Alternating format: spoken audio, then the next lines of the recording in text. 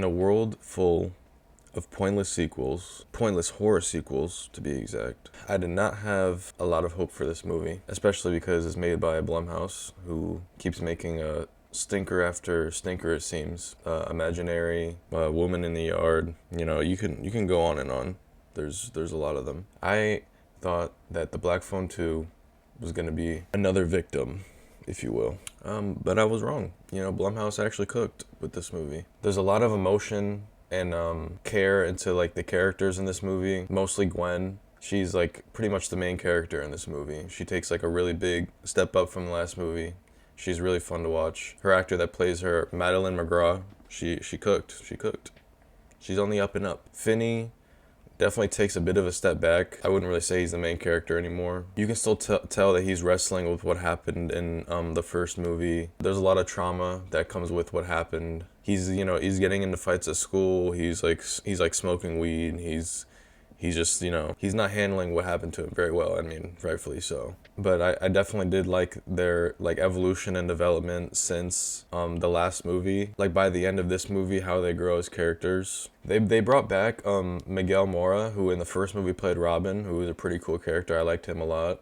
They bring him back to play Robin's little brother. His name is Ernesto. Robin was definitely a way more interesting character. I don't hate Ernesto or whatever, but like I don't know, I kind of just feel like they wanted to bring an actor back because he was a fan favorite, and they just gave him a whatever character. I mean, he has a character, but he's just not like all that, I guess, in my opinion. He's just like whatever. They were trying to like give Gwen like a love interest, so they're like a little couple now, I guess. So I mean, that's cool. It was cool that they were able to like bring the actor back and somehow work him back in, because I mean he was a fan favorite in the first movie. So my favorite part of the movie was the way that Scott Derrickson was able to like work the camera. He uses like these VHS like analog horror type of dreams segments, because in the first movie, if you remember, Gwen, she has like these powers essentially that lets her see things in her dreams.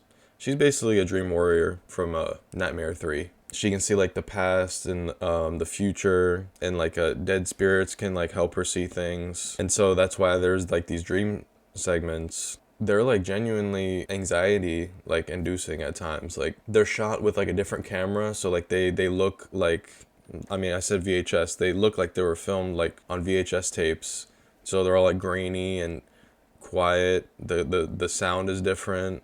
Like those scenes cook. My only complaint with the way that Scott Derrickson directs horror movies is that you always know when a jump scare is coming. He does the same trick like every time. Like he's a one-trick pony when it comes to shooting jump scares, and it's always just like have a character look one way. When they turn around, they move the camera with the character turning around, and there's something there.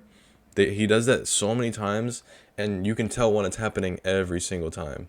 That's like really my only complaint with the way that he directs horror movies. The camera work and the way it's shot, all that is great. It's just that one thing really bothers me because I catch it every single time. It's the same thing in Sinister. If you've seen Sinister, that those kinds of jump scares happen like the whole movie. I also really like the change from, I think the first movie was like in the 70s, like that, like the brown and yellowish 70s vibe, to like the icy cold vibe that this movie has.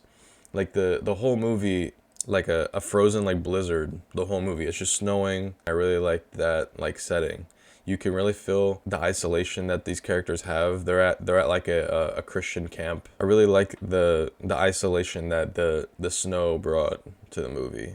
Let's talk about the main villain, the grabber, who Universal loves to push. Going into this movie, I probably wasn't even gonna see it, because I was like, whatever. Like the first movie was cool, I guess. Like it didn't blow me away.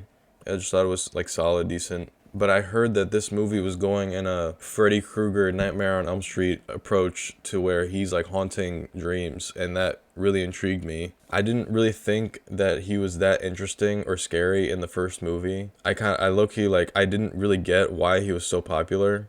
Like in my head, I'm like, bro, like I genuinely thought like this dude was like a an industry plant horror villain. That's not like a knock to Ethan Hawke or whatever, because I mean obviously he's a great actor and he's like good in his movies. He did well with what he was given. I just didn't really find the villain to be that intriguing. But they actually cooked in this movie with the Grabber. I'm not gonna lie. My opinion on him might be changed. But yeah, I definitely saw the Freddy Krueger Nightmare on Elm Street influence, but it didn't seem so like copy and paste or like similar to where it like bothered me. It feels more of like an homage rather than just copying them. It's different enough. They just give him like a backstory and where these like killings began and stuff, and they tie it into the plot well. He has like a dead like frozen design that was really cool. I mean I think it's in the trailer, but like he takes off his mask, like the bottom part of his mask, and it's just like he's like his body's like decayed and like rotting like zombie-ish, and I thought that was really cool. There's a few complaints I have though, like obviously it's not a perfect movie. There's a few like characters that literally are just there, like nothing burger characters at the church camp that they're at, and I wish that this movie is rated R. I feel like other than like a couple scenes with like blood, you would not know that this is rated R. They did not really embrace the R rating at all. I'm gonna just say this little spoiler warning, I guess. The Grabber doesn't kill anyone in this movie. The only kills that you get from him are like flashbacks. And that's what I'm saying. There's these characters that you don't care about that could have easily just been bodies for the kill count. Or like it would have added more stakes if he actually killed someone, but he doesn't kill anyone. And there's so many times where he could have killed someone and he just doesn't. Like he does something else instead of killing them. And that made me like lose like the tension that I had. Like the tension that they build from other scenes is just gone because the Grabber never kills anyone. Like there's like a scene, he's breaking the ice and the lake to go down there and recover the kid's body, like a missing kid's body. They were saying if we recover these bodies and set these souls free, it'll lessen the Grabber's power. It sounds kind of stupid out of context, but in the movie, it's fine. He's like breaking the ice, and the Grabber sees this, and obviously he wants to stop him. So instead of just killing the guy that's breaking the ice, he helps the guy break the ice so that he can fall in the water and then try to drown the guy in the water. And to break the ice, the Grabber's using like a hammer or like an axe or something. You could have just knocked him upside the head and then he would have died, and then the ice would have never broken, and then they would have never found the kids under the ice because the ice wouldn't be broken. So it's just like little things like that. It's like, why? Like they do a good job in this movie trying to make him more scary, but then he doesn't actually kill anyone. But yeah, I think that pretty much sums up. I pretty much think that sums up my thoughts on this movie. It's good. I really like this movie. I think it might be better than the first one, in my opinion. I think it does enough to justify its existence. I do think after this, though, there shouldn't be a third one. Just leave it here.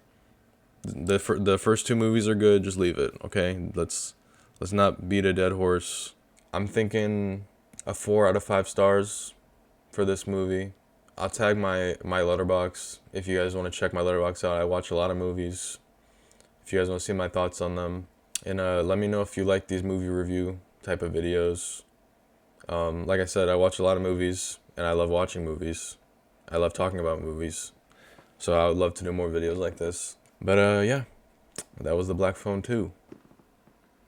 Bye.